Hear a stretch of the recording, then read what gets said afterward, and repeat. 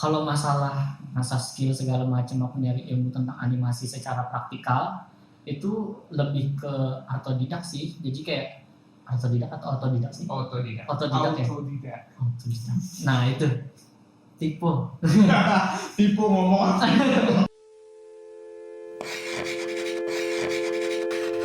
Animpiade Animation for All. Kenapa kok memilih Jogja untuk?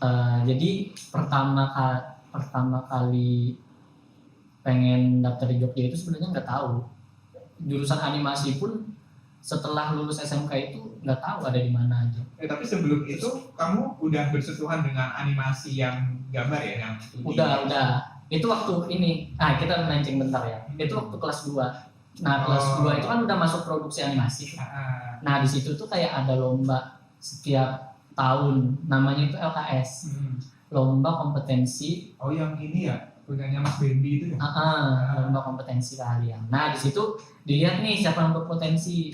Kan di situ ada tingkat daerah, tingkat kabupaten, tingkat kota, tingkat provinsi, terus ke nasional. Nah, jadi dilihat yang berpotensi di kelas ada beberapa, terus diseleksi lagi. Habis diseleksi lagi itu ketemu beberapa, diseleksi lagi, terus disaring-saring terus sampai aku lulus itu ke provinsi.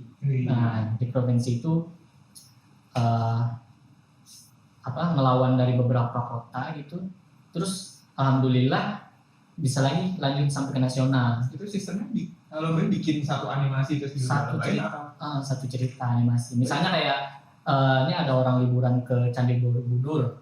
Nah, jadi nanti perjalanan dia ke Candi Borobudur, terus dia membersihkan candi di situ. Jadi ada pergerakan, ada ceritanya gitu. Berarti itu kalau itu angkatan aku. Berarti proyek animasimu yang pertama, animasi yang 2D. Habis itu ketagihan. Oke. Jadi habis sudah suka itu, nah pas di nasional itu kan ketemu tuh sama orang-orang dari berbagai dari berbagai daerah, dari berbagai kota. Nasionalnya berarti di mana? Di Jakarta. Nah, dari situ kan aku punya teman, beberapa kenalan. Terus aku bilang, ini kan kita udah mau ini nih, selesai nih, SMK nih. Yeah. Kalau misalnya selesai ini mau pada kemana, atau bukan? Apakah langsung kerja di dunia animasi? Apa kuliah dulu, atau bukan? Kalau misalnya kuliah ada nggak sih jurusan-jurusan kayak gini? Atau aku bilang kayak gitu. Aku kira cuma di SMK doang yang ada jurusan animasi kayak gitu. Taunya kan, soalnya nggak pernah ke dunia luar kan soalnya. Nah, terus ada beberapa yang nih di sini ada nih, di sini ada nih, di sini ada nih. Di Jakarta sih kebanyakan, tapi dia masuknya masih DKV yang kayak gitu. Nah, kalau DKV kan dia lebih ke, kalau di sekolahku itu ada jurusan multimedia. Yeah. Nah, itu hampir mirip kayak gitu. Soalnya semuanya dibahas, mau di fotografi, videografi, animasi, ya, semuanya dibahas. Yeah. Jadi masih campur-campur lebih ke fokus. Nah, terus ada temenku katanya di isi Jogja ada jurusan animasi katanya. Jadi fokusnya emang di animasi gitu. Wah, serius kata gue kan.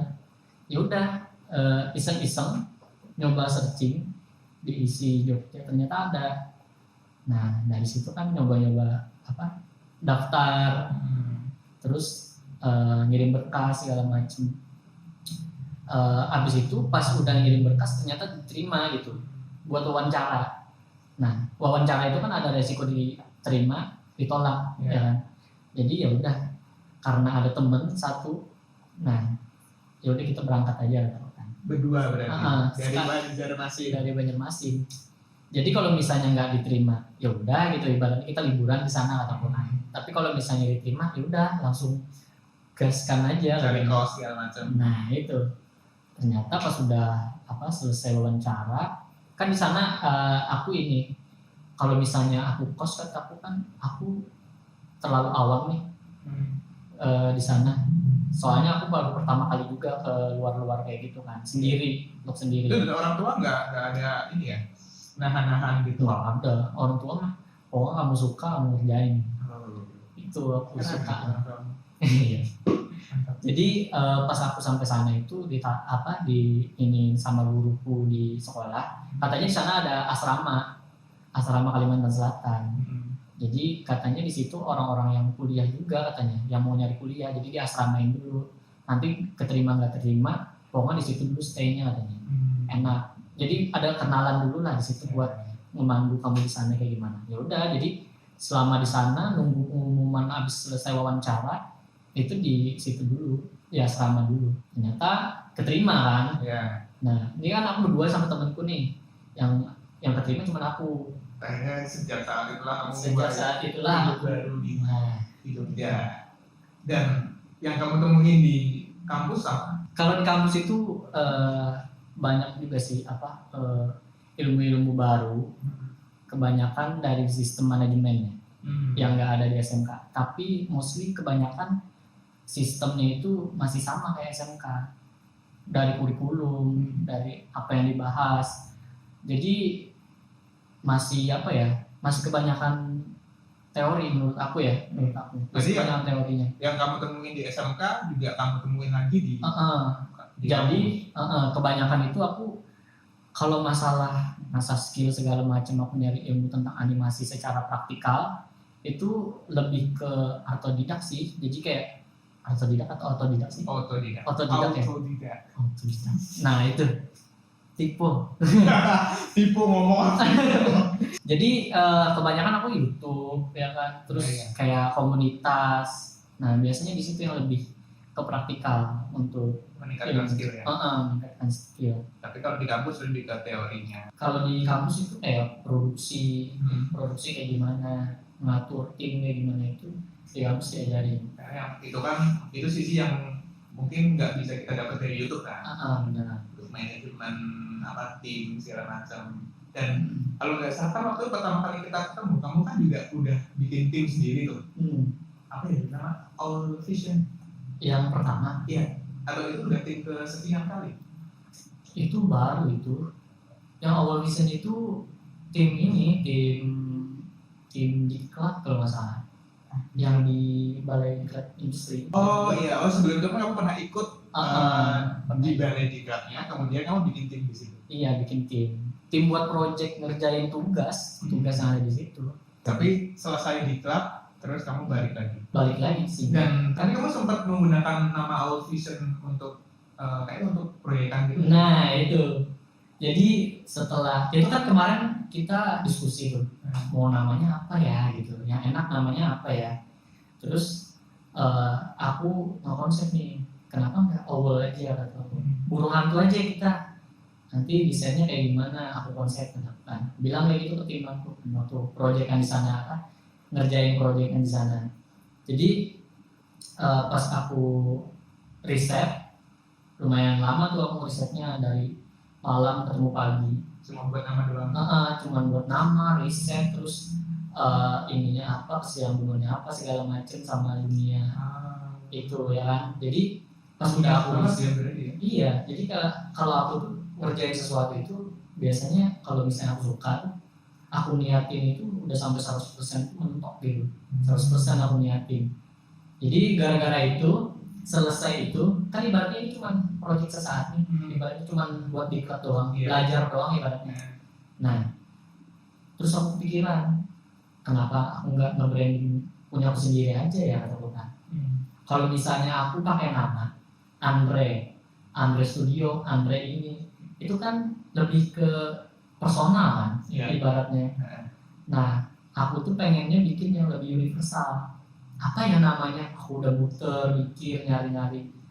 Oh iya ya, kenapa nggak All Vision aja ya, kata aku kan. Jadi itulah yang aku jadiin nama untuk studioku gitu ibaratnya. Sampai sekarang. Jadi aku minta izin dulu sama temen-temen aku yang kemarin. Ini aku mau pakai nih buat aku iniin, kata aku kan. Aku pakai buat studio ibaratnya. Gimana? Nggak apa-apa kan kata aku? Iya nggak apa-apa, aman. Ya udah. Jadi mereka juga freelance juga? Kebanyakan udah ada yang kerja sih. Kerja studio. Kebanyakan di studio, ada yang kuliah juga. Nah, kalau yang di cloud itu kamu kan selalu kan di cloud di Bali itu kan gratis kan? Iya, itu kan programnya dari Kemenprin. Itu kamu tahunya dari mana? Dari kampus. Oh ya, karena kamu kampus Animasi. Biasanya kan kampus animasi itu dia ini apa kayak ngasih info-info gitu. Dan kamu langsung sikap. Padahal kan itu berapa sebulan ya? Sebulan, 3 minggu sebulan lah. Iya. Nah kalau di diklat itu yang kamu pelajarin apa? Apakah dengan ikut diklat sangat mendukung skillmu naik drastis atau cuma kayak ya biasa aja? Karena diklatnya di Bali, terus dibiayain. Tujuan utamanya, liburan nih. Ada Balinya. Iya, ada Balinya. Wah, lumayan Jadi nih. yang dilihat bukan diklatnya tapi Bali Iya. dan gratis. Soalnya yang aku ikutin pun juga ini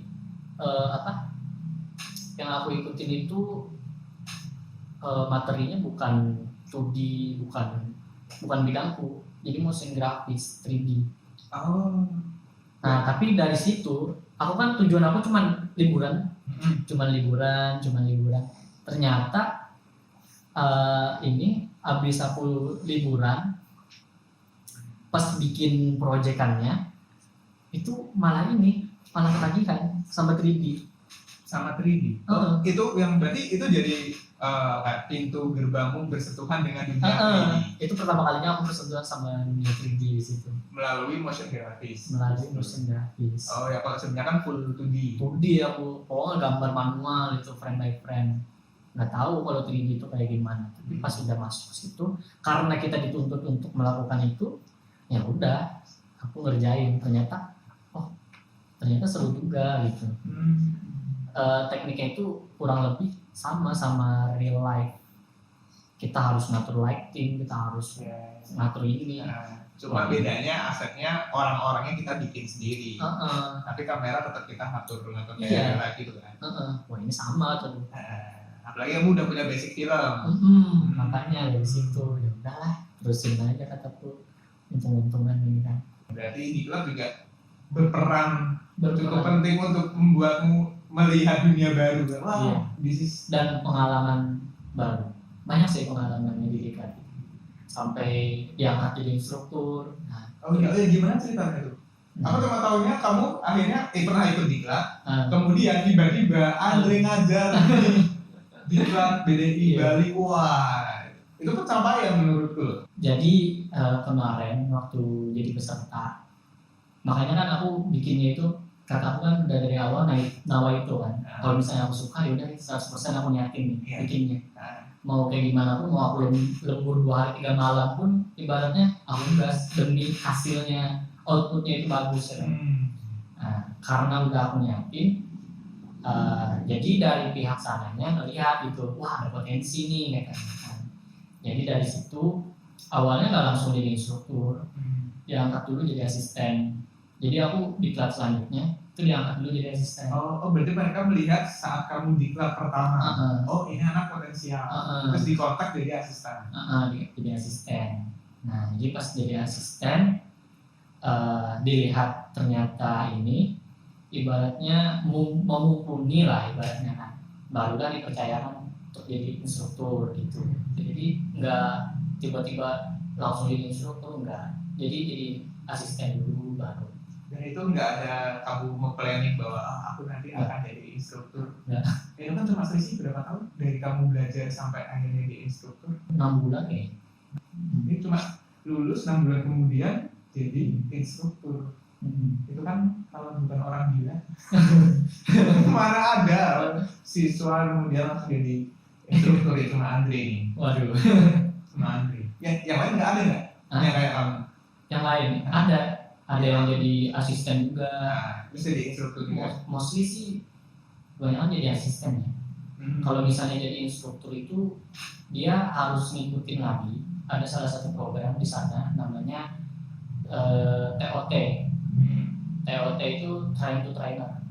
Oke. Nah, jadi di situ kita dilatih di mana kita jadi instruktur, cara kita. Ada latihannya. Dilatih dulu, kita nggak sembarangan orang praktisi jadi instruktur. Nonton animasi